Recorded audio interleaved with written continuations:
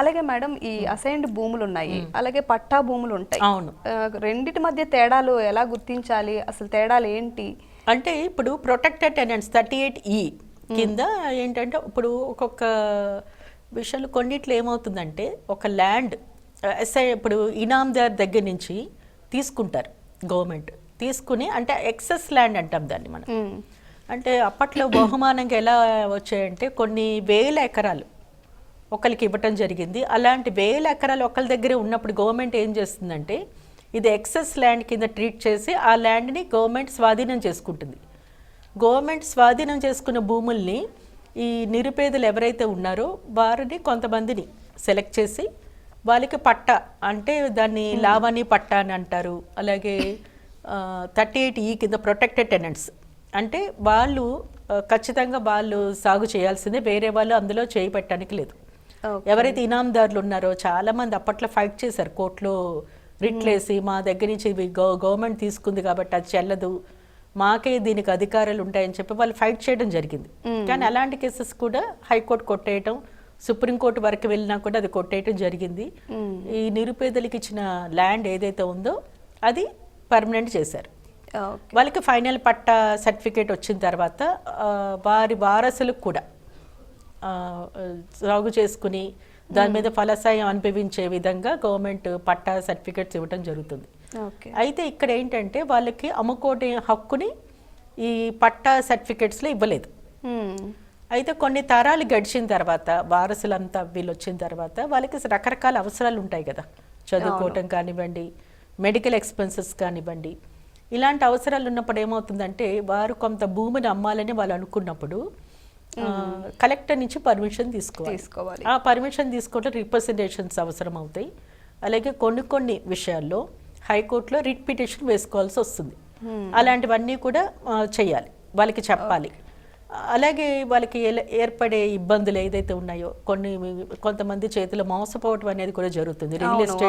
Real estate companies కొంతమంది ఏం చేస్తారంటే ఈ ల్యాండ్లెస్ పూర్ గవర్నమెంట్ ఏదైతే వారికి అప్పచెప్తుందో.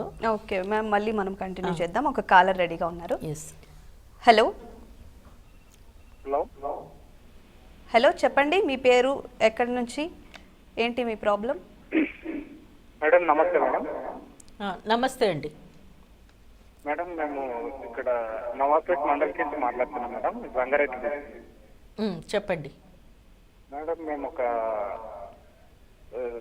70-80 years నుంచి మా తాత ముత్తాతల నుండి మాకు భూమి ఉంది మేడం. మాకు ఒక 3 ఎకరాల భూమి ఉంది మేడం. భూమి ఎలా వచ్చింది మీకు?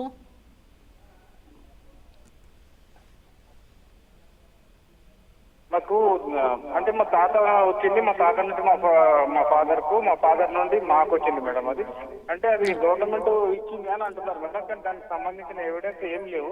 బట్ మోస్ట్లీ ఒక 80 years నుంచి మాత్రం మేమే ల్యాండ్ ఉన్నాం, మేమే సాగు చేసుకుంటున్నాం మేడం. చెప్పండి. మాకు దానికి సంబంధించిన ఆధారాలు ఏం లేవు. గవర్నమెంట్ రికార్డులు మేము అసైన్ అంటే రాసింది మేడం. అసైన్ అంటే రాసింది. మీ దగ్గర పహానీస్ లాంటివి ఉన్నాయండి? పహానీస్ ఉన్నాయి మేడం. పహానీస్ ఉన్నాయి కాబట్టి రెవెన్యూ డిపార్ట్మెంట్లో దాని తాలూకు పూర్వ రికార్డును కూడా మనం అడగవచ్చు. సర్టిఫైడ్ కాపీస్ అప్లై చేసి తీసుకోవచ్చు మనం. మీకు అందులో ఇంకేమన్నా ఇబ్బందులు ఏమన్నా ఉన్నా, అలాంటివి ఏమన్నా ఉన్నా కూడా మీరు మా ఆఫీస్ని సంప్రదించవచ్చు.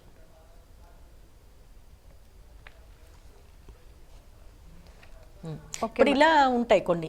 అంటే ఇప్పుడు తాతల నాటి నుంచి ఉన్న ఆస్తులు కాబట్టి ఇవన్నీ వాళ్ళకి గవర్నమెంట్ ఇచ్చినవి అసైన్ భూములు. వీళ్ళకి ఏమవుతుందంటే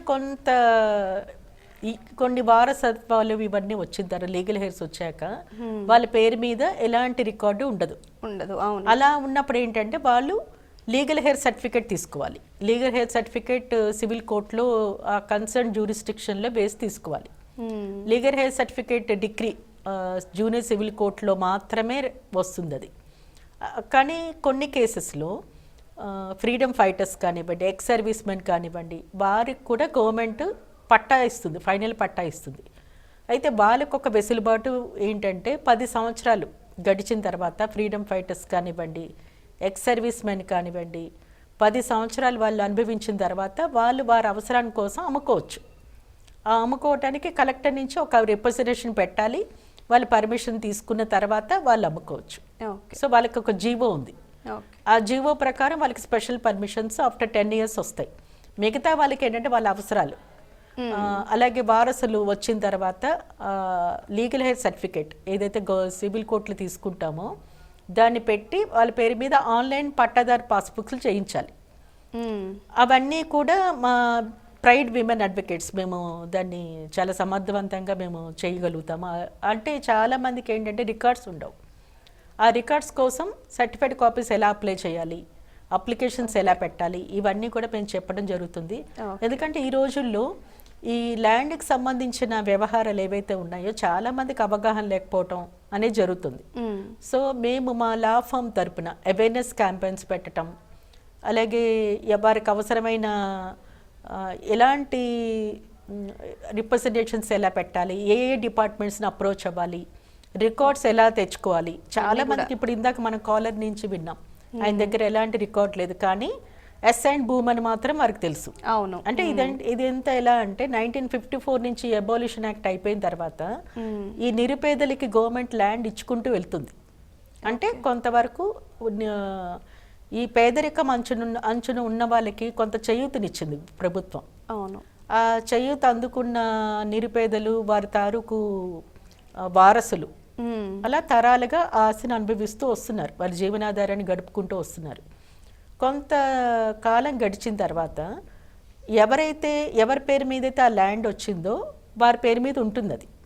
ఆ తర్వాత ఉన్న వారసుల పేరు మీద లీగల్ హెయిర్ సర్టిఫికేట్స్ తీసుకున్న తర్వాత వాళ్ళ పేరు మీద పాస్బుక్లు చేయించాలి, మార్చుకుంటూ రావాలి. అంటే అప్లికేషన్ పెట్టాలి. ఆ అప్లికేషన్ పెట్టినప్పుడు వీళ్ళు ఏం చేయాలి, మేము సాగు చేస్తూ వస్తున్నాం, మా తాతల నుంచి ఏదైతే మేము సాగు చేసుకుంటూ వచ్చామో మా తరం కూడా ఆ సాగు చేయటం అనేది మేము కంటిన్యూ చేస్తున్నామని నిరూపించుకోవాలి.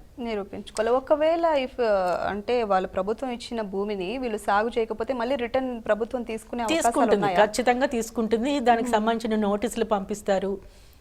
ఒక్కొక్కసారి ఏమవుతుందంటే ఇందాక ఇదే నేను మీకు చెప్తున్నాను, అవి ఇచ్చినప్పుడు అవి సాగు చేయడానికి అనుగుణమైన భూములుగానే ఉంటాయి. కానీ కాలం గడిచే కొద్ది ఏమవుతుందంటే ఆ భూమి స్వరూపం మారుతుంది. అవును. అంటే అప్పుడు సాగు చేయడానికి అనుగుణంగా ఉన్న భూమి అప్పుడు సాగు చేయలేని పరిస్థితికి మారచ్చు. అంటే సారం తగ్గచ్చు, అక్కడ మన పంటలు పండించలేకపోవచ్చు. అలాంటప్పుడు వాళ్ళు టెంపరీగా సాగు చేయలేదు అనుకోండి, అప్పుడు ప్రభుత్వం నుంచి వాళ్ళు ఎప్పటికప్పుడు కొన్ని సర్వేలు చేస్తూ ఉంటారు కదా, ఆ సర్వే చేసినప్పుడు ఈ భూమి సాగు చేయట్లేదు కాబట్టి మేము ఈ భూమిని స్వాధీనం చేసుకుంటామని గవర్నమెంట్ నోటీసులు ఇస్తుంది. అలాంటి నోటీసులు వచ్చినప్పుడు ఏం చేయాలి, వీళ్ళు అప్పుడున్న పరిస్థితిని గవర్నమెంట్కి ఎక్స్ప్లెయిన్ చేయాలి. మేము ఈ పరిస్థితిలో మేము భూమిని సాగు చేయలేని పరిస్థితిలో మేము ఉన్నాం కాబట్టి మేము సాగు చేయట్లేదు, మాకు దానికంటూ రీజన్ ఉంది. అలాగే మా జీవనాధారానికి అప్పుడు మీరు ఈ ల్యాండ్ని మాకు ఇచ్చారు, కానీ ఇప్పుడు మాకు కొన్ని అవసరాలు ఉన్నాయి.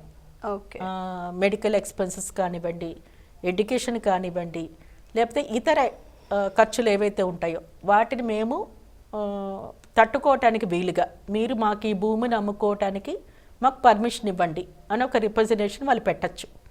వాళ్ళు పెట్టినప్పుడు గవర్నమెంట్ అవన్నీ విచారిస్తుంది, వీళ్ళు ఎన్ని తరాల నుంచి వీళ్ళు చేసుకుంటూ వస్తున్నారు, ప్రస్తుతం ఉన్న పరిస్థితికి వీళ్ళకి పర్మిషన్ ఇవ్వచ్చా అని కలెక్టర్ అంటే తహసీల్దార్ నుంచి కలెక్టర్ వరకు వీళ్ళు దానికి సంబంధించిన ఎంక్వైరీస్ అవన్నీ చేసిన తర్వాత ఆ పర్మిషన్ ఇవ్వటం జరుగుతుంది.